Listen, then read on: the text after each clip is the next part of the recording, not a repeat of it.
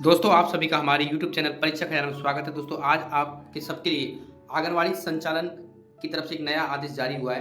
क्या आदेश जारी हुआ है आप इस वीडियो में बिल्कुल अंत तक देखेंगे। वीडियो को जरा भी स्किप मत करना। चलिए वीडियो को स्टार्ट करते हैं। देखिए, उत्तर प्रदेश सरकार ने हाल ही में आंगनवाड़ी केंद्र संचालकों और आशा कार्यकर्ताओं के लिए एक नया शासन देश जारी किया है। इस नए आदेश के अनुसार अब इन कर्मचारियों को 6 महीने तक कोई आंदोलन या हड़ताल नहीं करने की अनुमति नहीं होगी। यह फैसला राज्य में स्वास्थ्य और बाल विकास सेवाओं को बेहतर बनाने के लिए लिया गया है। यानी किसी को भी कोई ना हड़ताल कर पाएंगे 6 महीने तक, ना कोई आंदोलन कर पाएंगे। ये सरकार ने आपके सबके लिए जो लोग आंगनबाड़ी से रिलेटेड है या आशा से रिलेटेड है उनके सबके लिए ये योजना निकाली है। इस नए नियम का मुख्य उद्देश्य है आंगनबाड़ी केंद्रों पर आशा कार्यकर्ताओं द्वारा दी जाने वाली सेवाओं में निरंतरता सुनिश्चित करना। सरकार का मानना है कि इस कदम से गांव और छोटे शहरों में रहने वाले लोगों को, खासकर महिलाओं और बच्चों को बिना किसी रुकावट के स्वास्थ्य सेवाएं मिलती रहें। आइए इस शासन देश के बारे में विस्तार से जानते हैं। नए शासन देश का संक्षिप्त विवरण देख लीजिए। शासन देश का नाम है आंगनवाड़ी और आशा कर्मियों के लिए एक नया नियम जारी करता है। उत्तर प्रदेश सरकार के द्वारा जारी किया गया है। लागू होने की तिथि 1 जनवरी 2025 से इसको लागू कर दिया जाएगा। 1 जनवरी 2025 से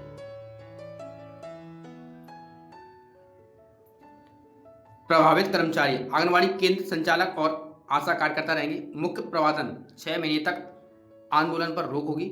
उद्देश्य स्वास्थ्य सेवा में निरंतरता और सुनिश्चित करना। लाभार्थी ग्रामीण क्षेत्रों की महिला और बच्चों के लिए जो लाभ ले पाएंगे।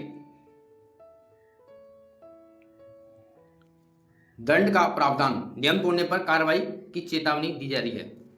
अगर जिस व्यक्ति ने कोई भी आंदोलन रखा या कोई भी हड़ताल रखी तो उसको सरकार पनिशमेंट दे सकती है। आंगनबाड़ी केंद्र और आशा कार्यकर्ता के लिए एक परिचय। आंगनबाड़ी केंद्र और आशा कार्यकर्ता भारत के ग्रामीण स्वास्थ्य सेवा तंत्र की रीढ़ है। ये दोनों कार्यक्रम देश के सबसे गरीब और जरूरतमंद लोगों की स्वस्थ सेवा पहुंचाने में महत्वपूर्ण भूमिका निभाते हैं। अब बात करते हैं आंगनबाड़ी केंद्र क्या है। आंगनबाड़ी केंद्र एकीकृत बाल विकास सेवा ICDS योजना का एक अहम हिस्सा है।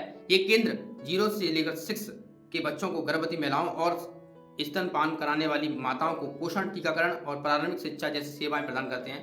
आंगनबाड़ी कार्यकर्ताओं में इन केंद्रों का संचालन करती हैं और समुदाय में स्वास्थ्य जागरूकता लाने का काम करती हैं। ये आंगनबाड़ी वालों का काम है।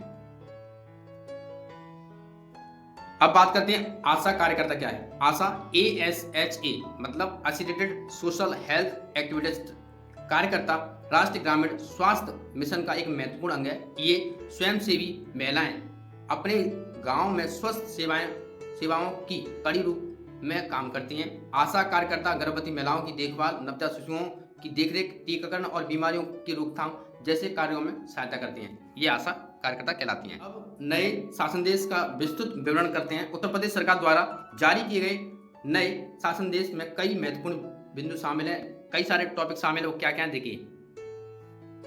सबसे फर्स्ट में है आंदोलन पर रोक। नए नियम के अनुसार आंगनबाड़ी केंद्र संचालक और आशा कार्यकर्ता अगले 6 महीने तक किसी भी प्रकार का आंदोलन या हड़ताल नहीं कर सकते हैं। इसका मतलब है कि वो अपनी मांगों के लिए काम बंद करके या सड़कों पर प्रदर्शन करके विरोध भी नहीं कर सकते हैं। ये सरकार ने रोक लगा दी है।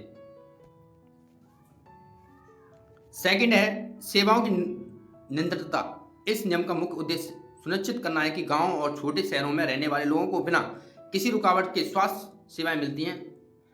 सरकार का मानना है कि आंदोलन से इन महत्वपूर्ण सेवाओं में बाधा आ जाती है, अक्सर आती है। अगर कोई भी जो लोग हमें सेवा देना है, अगर वो हड़ताल या कोई भी आंदोलन करते हैं जिससे गरीब लोगों को बाधा आती है, इसी वजह से सरकार ने एक नया नियम निकाल दिया है। थर्ड देखिए दंड का प्रावधान।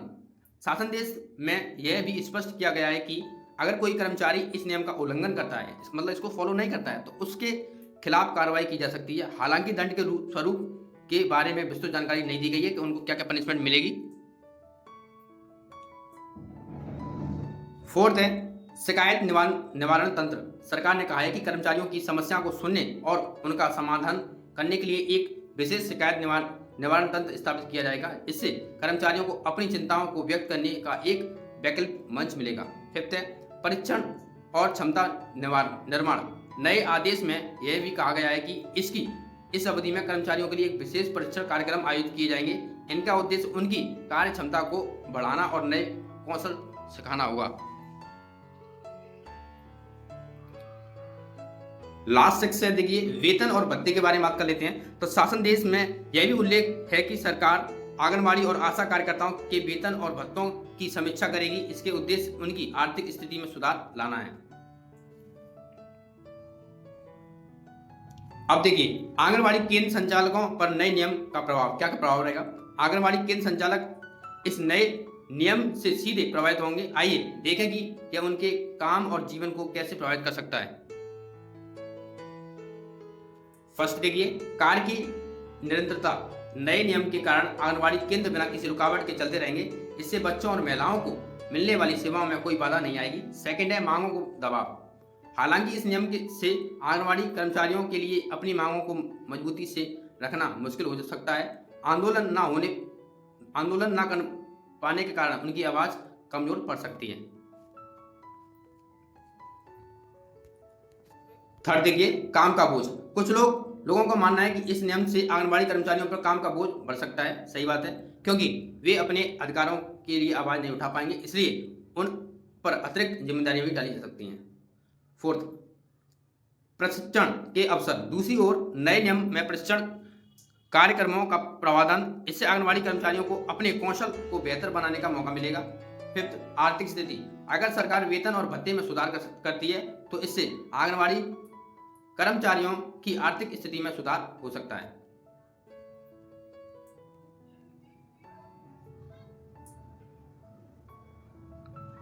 तो दोस्तों, आई होप आपको ये वीडियो पसंद आए। अगर आपको लगता है वीडियो आपके लिए यूजफुल है तो आप इस वीडियो को लाइक करें और अधिक से अधिक शेयर करें, ताकि सभी लोग इस नए आदेश को लेकर जागरूक हो सकें और देश की सेवा करें, सभी की मदद करें, गरीब लोगों की मदद करें।